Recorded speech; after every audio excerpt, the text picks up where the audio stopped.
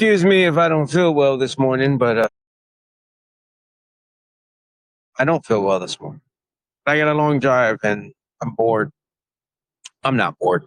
I don't know why I said that. Thank you for joining me for the review edition of My Opinion Shouldn't Matter. I got three things to talk about.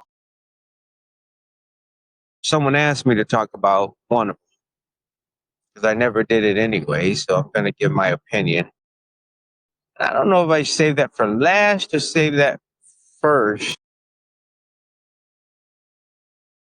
Either way, I have watched three things recently and I'm going to talk about them. So first, we're going to talk about Big Man Go Punchy Punchy on Little People, which is Reacher.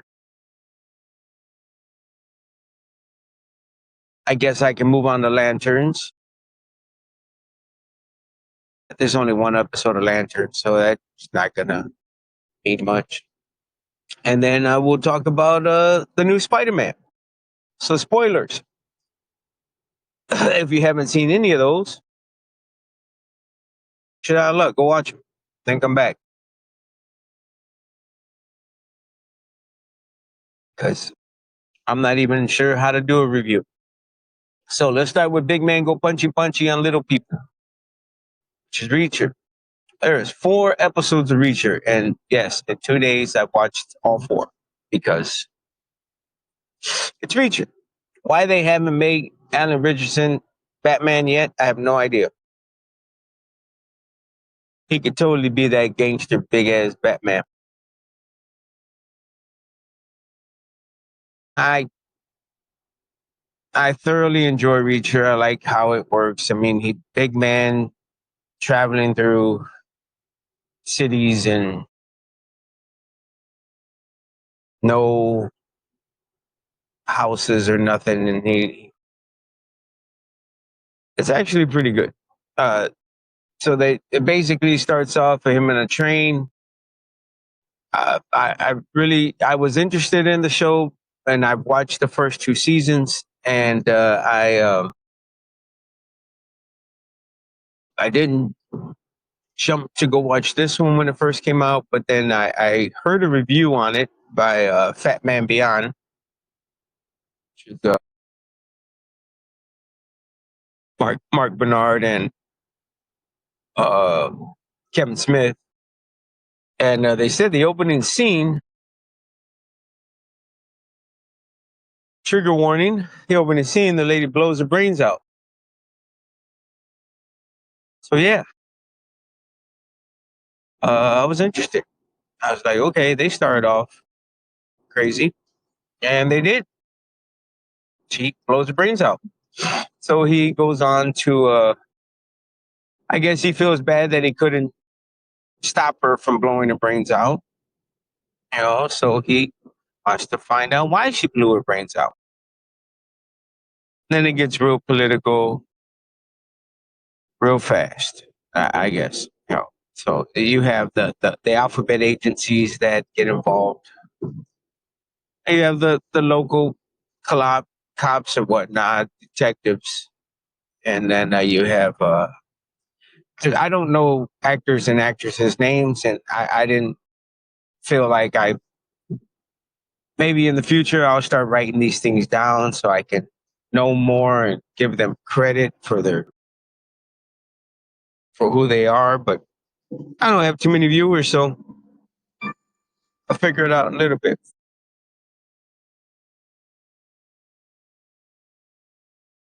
I didn't.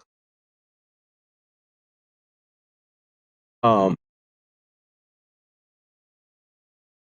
I really like the she's not a detective. She's just a regular cop, which is cool. The brother of the sister that blew her brains out, he's good in this. You can see a real big transition of his character from a Arnie Fife type to a little more to someone who willing to do anything after what happens to him. And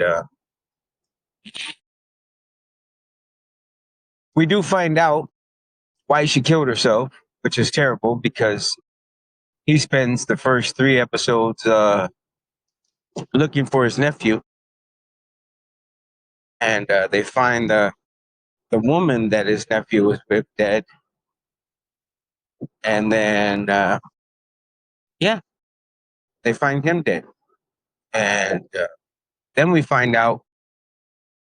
Spoiler alert, of course, that at the end of episode 4, the ones that are killing all the people are the two that are playing victim, which I'm still confused on how this is going to play out. But that really gave it a strange twist. It really did. So I guess we're gonna see how this goes, and it's really good. Kept me kept me going. A lot of big man punchy. You know, there's no short of him killing people, or at least putting them on conscience. But the city they're in is Philadelphia and Washington, and I have to say that the police force in these cities are terrible. Because I mean, he's probably killed like 8 people already, and nothing. Well, if you like, just I mean, it's kind of like a fantasy, I guess. I mean, Reacher's, you know, Reacher's Reacher. I mean, you know, if you watch the first 2 seasons, you're gonna like this season. This is more of him by himself. Kind of like the first season where he's all alone and he picks up a group of people that help him along the way versus his team or anything like that. So it worked out. So give Reacher a chance. It's on Amazon Prime. Oh, which if you're listening to this, then yeah, I'm sure you have Amazon.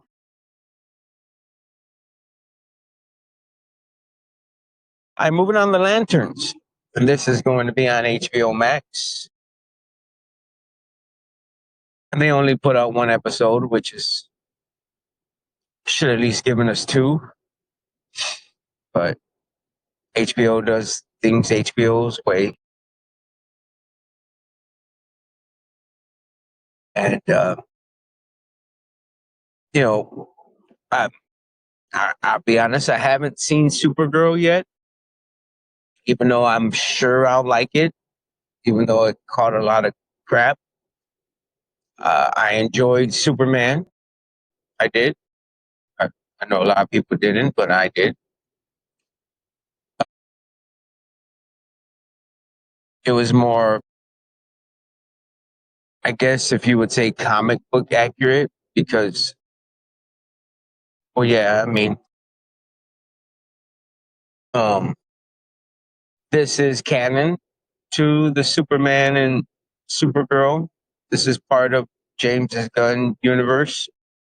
Although you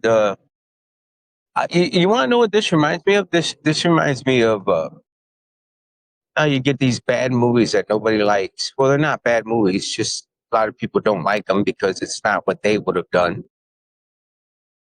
Like I compare it to the Star Wars universe. So if I had to compare DC to Star Wars, Lanterns would be Andor to everything else, where Andor is this really great drama storyline because you kind of already know how it ends. And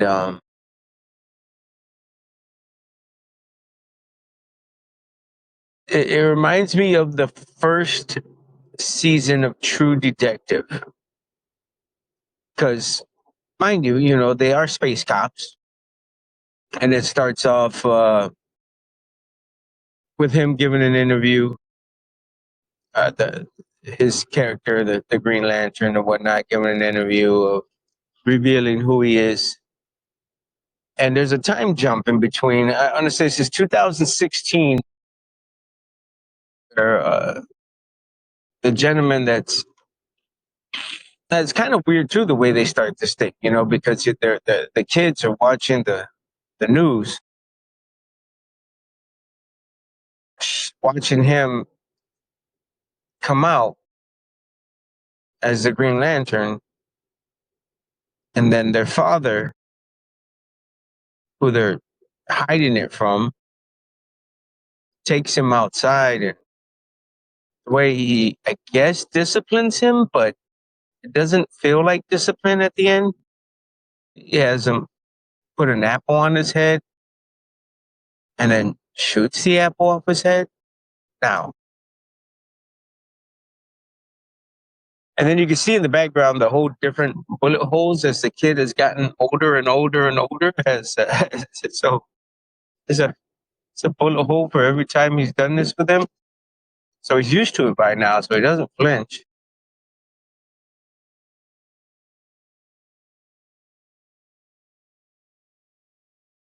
And so then it time jumps to where the Green Lantern is older, and I guess that kid is now ex, I guess, Marine sniper or military. Mind you, I don't know lanterns that well, and I don't think 2.0 knows lanterns at all. But we were into it. I was into it. Like I said, it's not slow in the sense of uh, it does a lot of explaining and setting up because watching the preview, there's a lot of aliens and space stuff going on, which what lanterns are. They're space cops. And then this has the manhunters in it, but are aliens that can basically shapeshift to humans. And so Hal is basically training the new guy to take over for him because they selected him to take over for him. And of course, Hal, I mean, if you know much about, if you take away from the Ryan Reynolds one, that was kind of comedic, this one is, you want to like him, but he is an asshole, and that's what I kind of enjoyed about him being an asshole. He's mean, he's rude, he really doesn't give a shit. He doesn't want to quit, or he doesn't want to be forced into retirement, I guess. Because once he gives up the ring, I mean, he's no longer the Green Lantern. And what is he then? I want to say that's from what he came from to what he is now, to have to give that up. You know, who would want to give up being a superhero? You know, of course you don't know when you got to hang it up. I would like to think no one wants to get forced into retirement. That's basically what's happening. Uh, they go to this, ranch where this guy apparently works for maybe the government. And, uh, the lawyer bails somebody bails him out, and it's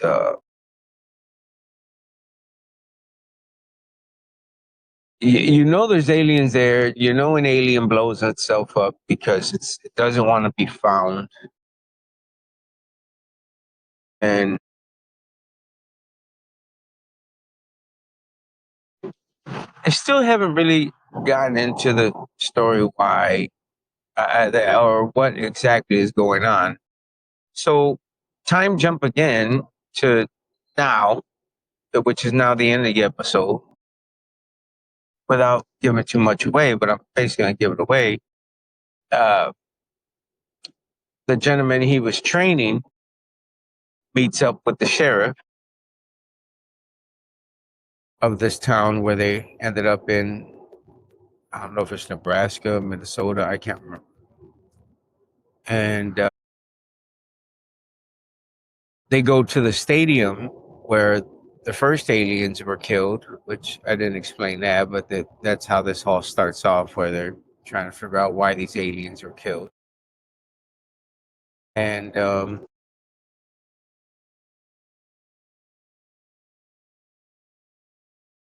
I guess we're going to be going back and forth, where they're trying to solve that crime while trying to solve this crime. And it shows the younger gentleman looking at Hal Jordan or Hal, whatever, the Green Lantern, with a bullet hole in his head. But then he goes to his hand, and and he looks to see whether the ring is there or the ring is not there, and it's not there. But you don't see it on his hand either. Now, the thing about this is what makes this interesting is once that, from what I'm to understand about Green Lantern, and you guys can correct me if I'm wrong, the ring chooses the person, just like it chose Hal when the alien died. The alien that crash landed there, they're basically saying, the ring, he told the ring, find someone worthy, and they found Hal, which I don't understand how that guy was worthy, but anyway. And yeah, so now the ring should have took off and went to someone worthy. I thought it would have went to the apprentice, but so that's what makes me wonder if that's really him or if that's an alien made to look like him, or who knows.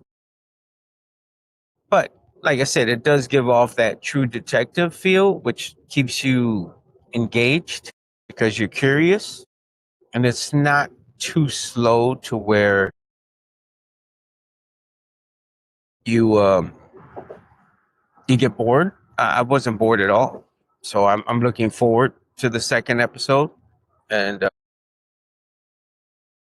so, if you like that type of thing with comic in the DC universe, it's actually a breath of fresh air from Superman, which is was kind of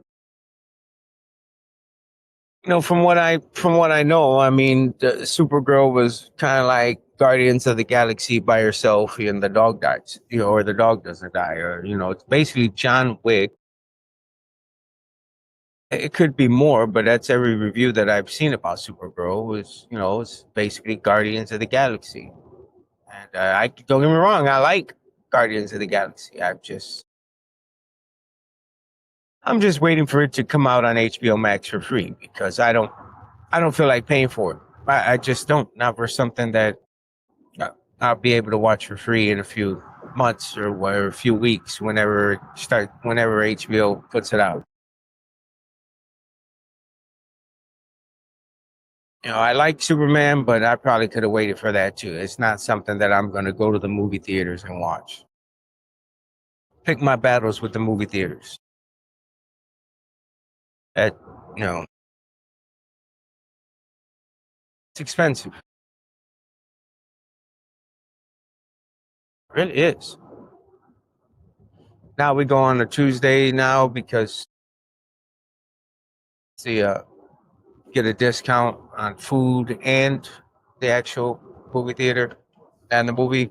So it used to be $5 nights, but now it's $8 nights. I don't know how they made that thing, but sorry, I'm congested. I don't know, there's something in the air, and I don't want to take the Allegro too early because then it'll stop working towards the end of the day, and I'd rather be more relaxed at night than I am.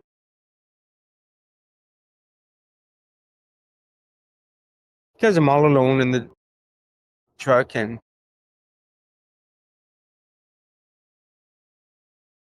so like I said, Lanterns is worth a watch.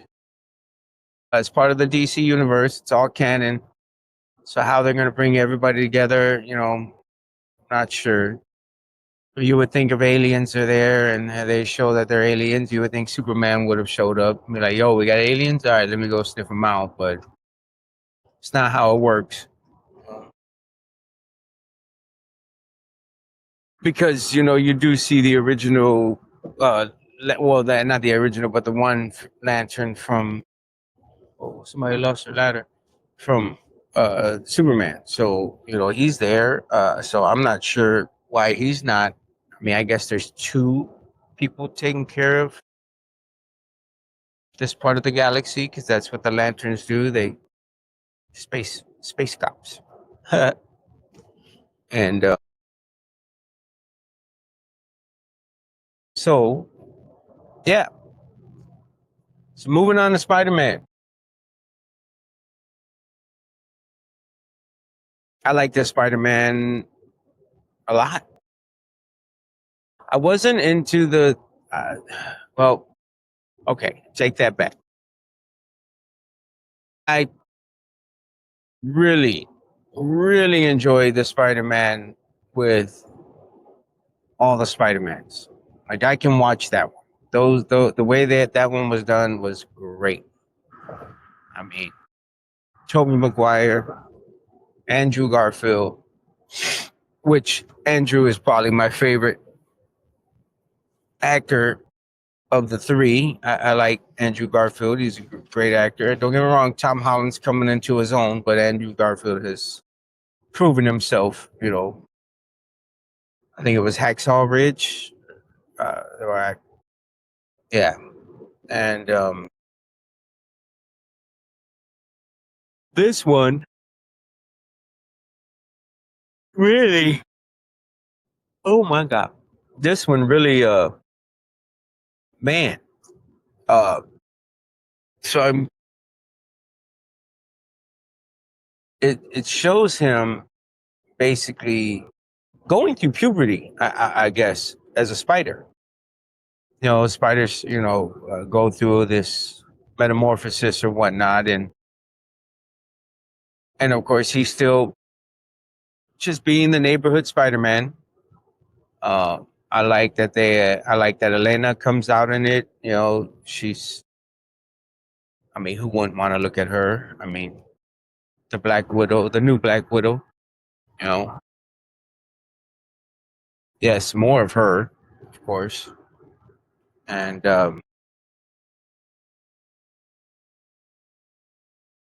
you got the Incredible Hulk, who, and then you have what they are basically introducing the mutants from the X-Men. And I don't know the age of where Jean, Jean Grey, Sadie Sink, which is the girl from Stranger Things. Uh,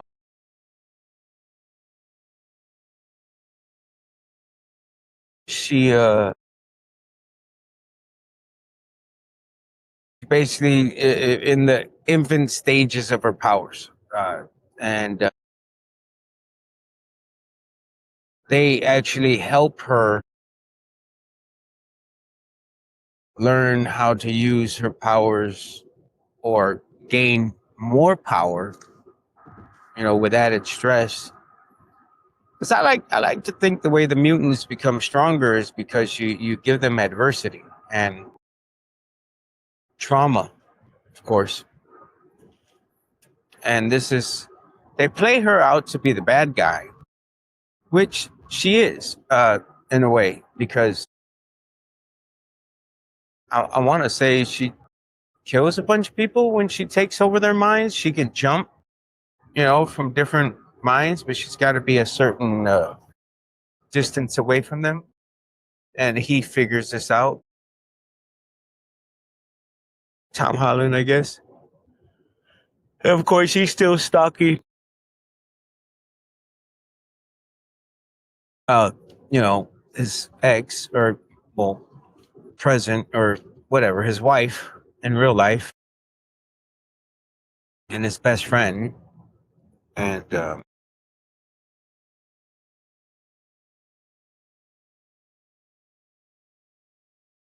yeah, man, the way that Tom Holland goes through some of the stuff, and he basically doesn't like it. So if you guys don't remember, Tobey Maguire has always had the web shooters in his wrist, and Tom Holland and Andrew Garfield freak out on it because they don't have that yet, mind you, yet. Now, whether Andrew Garfield will ever get those because he's already older, I mean, who knows? Because Tom Holland's still young and he's growing up, so he's going through these changes. And you would have think if Andrew was going to get them, he would have gotten them already because he's already older. Um, and so he's kind of stress and adversity causes him to change. And and Jean Grey isn't really stressed out yet, but she's trying to find. You come to find out, she's trying to find her sister, who I guess the group of I can't think of their name right now, but the mutant cops or whatever, they are they're kidnapping mutants and they're basically testing them to try to figure out either how to use their powers or suppress their powers.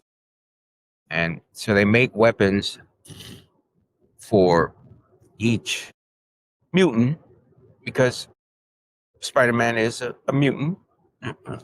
Let's not beat around the bush here. I mean, he's a Spider Man. So they make weapons to try to slow them down or whatnot, or capture them. And if they don't do the things that they want them to do, or if they get out of line, they want to be able to diminish their powers. And I guess Peter Parker ends up inventing something to suppress his powers because he doesn't like the change that he's going through. And so that ultimately becomes a weapon against mutants because now this group of or not space mutant cops can catch mutants and suppress them if they can get a hold of them, and that's exactly what they tried to do was they caught her and not her sister, or they caught her sister and not her, and they're trying to figure out how to use her powers, and in the process of doing that, they end up basically killing her. And so she's just trying to find her and doesn't know that her sister's dead yet. But when she finds out, and the way she finds out is they do capture her thanks to Mr. Peter making this device that can suppress his powers. But then they find out what true power is because, Jean Grey, Phoenix, she's powerful. She breaks all that shit. And great addition to having the Punisher in this movie. Now, mind you, I didn't know this, but Tom Holland and John Berthenol have been friends since before Tom Holland was Spider-Man. And so this is way back. I want to say this is Walking Dead John Berthenol. And yeah, he gave him pointers for when he was going into the casting, for Spider-Man, and so they've been good friends for a while. Apparently, he helped him get Spider-Man, I guess, and they have they have this great great relationship that comes out on screen like a big brother, little brother type deal. And in the movie, it doesn't say exactly how long they've been friends or how long they've known each other, but it seems like they've been hanging out or at least knowing of each other or talking to each other for a while. And because they have a close relationship, but they don't. I don't know if that makes sense. So, and it's kind of great. It comes out on screen really, really good. And MJ, like she's cool. Like you know, it's of course, she doesn't even know who Peter is yet. She hasn't gotten her memories back. She can't break the spell. She doesn't know how. And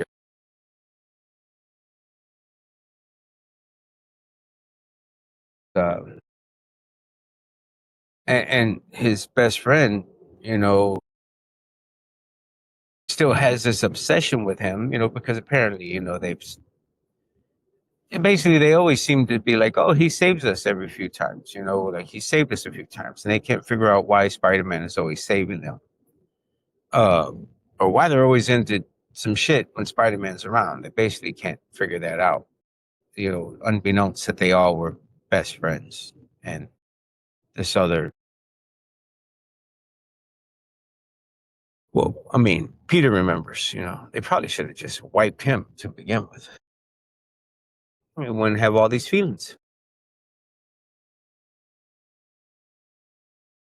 So I thought this is probably one of the up there of my top three Spider-Mans because I really enjoyed it. So if you haven't seen it, I'm sure you've seen it. It's made like $1 billion already. That's my thoughts. And I don't feel well today. So I just don't feel well. So hope you guys have a wonderful day. Thank you for listening. My opinion shouldn't matter. Have a good one.